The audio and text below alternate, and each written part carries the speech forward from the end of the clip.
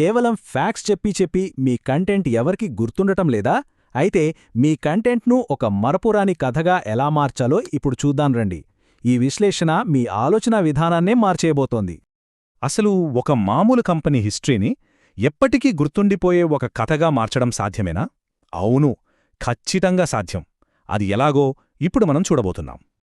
చూడండి, ఒకవైపు కేవలం సమాచారం అంటే ఫ్యాక్ట్స్, మరోవైపు ఒక అనుభవం, ఒక ఎమోషనల్ జర్నీ. ఇంత పెద్ద మార్పు ఎలా సాధ్యపడిందో ఇప్పుడు స్టెప్ బై స్టెప్ విడదీసి చూద్దాం. ఈ ట్రాన్స్ఫర్మేషన్ని అర్థం చేసుకోవాలంటే మనం ముందుగా దాని మూలంలోకి వెళ్ళాలి. అదే టయోటా కథ. టొయోటా సక్సెస్ ఏ స్థాయిలో ఉందో తెలుసా? మన దేశంలో మారుతి సుజుకి అమ్మిన మొత్తం కార్లు 25 మిలియన్లు. కాని ఒక్క టొయోటా కరోలా మోడల్ మాత్రమే ఏకంగా 50 మిలియన్లకు పైగా అమ్ముడయింది. ఇది కేవలం ఒక నంబర్ మాత్రమే కాదు. ఈ నంబర్ వెనుక ఒక పెద్ద కథ ఉంది. ఆ కథే మనకు ముఖ్యం. మరి అలాంటి వాస్తవాలను ఇంత శక్తివంతమైన కథగా ఎలా మార్చగలిగారు? దాని వెనకున్న ఆ క్రియేటివ్ ఫ్రేమ్వర్క్ ఏంటో ఇప్పుడు చూద్దాం. ఇక్కడ ఒక విషయం గమనించండి. వాళ్ళ టార్గెట్ ఆడియన్స్ అందరూ కాదు, కేవలం తెలుగు యువ పారిశ్రామికవేత్తలు. ఇంత స్పెసిఫిక్గా ఉండటమే ఆ కంటెంట్కి అసలైన బలం. సరే, ఇప్పుడు ఆ కథ వెనకున్న అసలు రహస్యాన్ని ఛేదిద్దాం. ఈ 5 అంకముల ఫ్రేమ్వర్క్ మామూలు ఫ్యాక్ట్స్ని ఒక ఎమోషనల్ స్టోరీగా ఎలా మార్చిందో చూద్దాం రండి. ప్రతి గొప్ప కథ ఒక చిన్న ప్రారంభంతోనే మొదలవుతుంది. టొయోటా కథ కూడా అంతే. ఇది కార్ల కథ కాదు, ఒక తండ్రి తన కొడుకు కలను నిజం చేయడానికి చేసిన త్యాగం కథ. సాకిచి టొయోటా తన బట్టలు నేసే యంత్రం పేటెంట్ను అమ్మి ఆ వచ్చిన డబ్బుతో కొడుకు కీచిరో టొయోటాని ఆటోమొబైల్ ప్రపంచంలోకి పంపించాడు.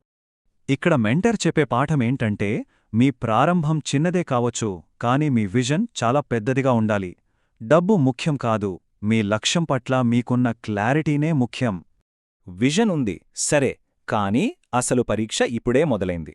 రెండవ ప్రపంచ యుద్ధం వచ్చింది. కార్లు తయారు చెయ్యాలన్న కలను పక్కన పెట్టి ఆర్మీ కోసం లాభం లేకుండా ట్రక్కులు చేయాల్సి వచ్చింది. యుద్ధం ముగిసేసరికి ఫ్యాక్టరీలు నాశనమయ్యాయి, కంపెనీ దివాలా తీసే స్టేజ్కొచ్చింది. అంతా అయిపోయిందనుకున్నారు. ఇక్కడే మెంటర్ ఒక ముఖ్యమైన విషయం చెప్తారు. వైఫల్యం అంటే ఓటమి కాదు, అది ఒక ఫీడ్బ్యాక్. ప్రతి ఫౌండర్ గుర్తుంచుకోవాల్సిన మైండ్సెట్ ఇది. అంతా చీకటిగా ఉన్నప్పుడు కథలో అసలైన టర్నింగ్ పాయింట్ వచ్చింది. 1950 కొరియన్ యుద్ధం. అమెరికన్ ఆర్మీ నుంచి 1000 ట్రక్కులకు ఒకే ఒక్క ఆర్డర్. అంతే, దివాలా తీయబోతున్న టొయోటాకు ఆ ఆర్డర్ ప్రాణం పోసింది. ఆ ఒక్క ఆర్డర్ టయోటా ఆలోచించే విధానాన్నే మార్చేసింది. ఇక్కడ లెసన్ ఏంటంటే, ఒకే ఒక చిన్న నిర్ణయం కొన్నిసార్లు చాలా పెద్ద ఫలితాన్నిస్తుంది. ఆ నిర్ణయం తీసుకునే ధైర్యం ఉండాలి.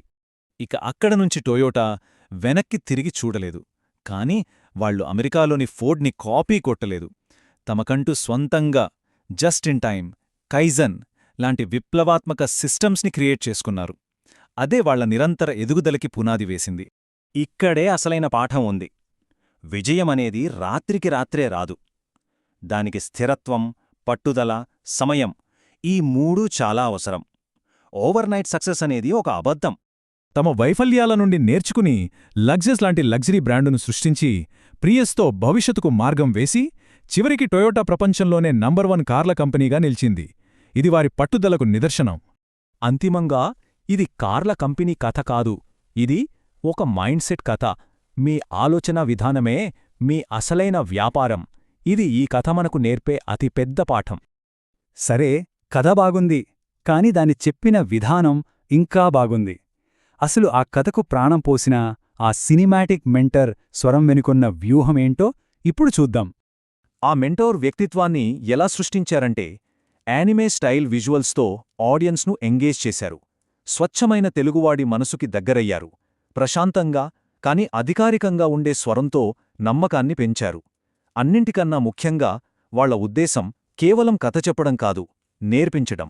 మధ్య మధ్యలో గమనించండి అనే పదం వాడతారు. ఆ ఒక్క మాటతో మన అటెన్షన్ అంతా అక్కడికే వెళ్తుంది. అది కేవలం ఒక పదం కాదు, ఒక కమాండ్, ఒక కనెక్షన్.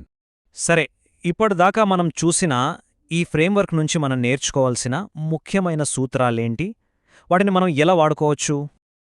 మొత్తం వ్యూహాన్ని ఈ 4 సింపుల్ స్టెప్స్లో చూడొచ్చు. 1. ఆడియన్స్ అటెన్షన్ గ్రాబ్ చేసే హుక్తో మొదలుపెట్టండి. 2. కథని ఎమోషనల్ బీట్స్గా డివైడ్ చేయండి. 3. ఒక స్పెసిఫిక్ అధికారిక స్వరాన్ని సృష్టించండి. 4. మీ టార్గెట్ ఆడియన్స్ ఎవరో నిర్ణయించుకుని వాళ్ల కోసమే కంటెంట్ చేయండి. సింపుల్. చూశారు కదా, ఒక మామూలు కథని ఎలా అద్భుతంగా మార్చవచ్చో. ఇప్పుడు వంతు మనది. ప్రపంచం మనం చెప్పబోయే కథ కోసం ఎదురుచూస్తోంది.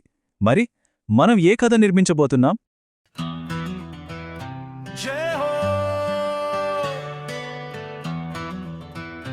जय हो भारत माता की जय।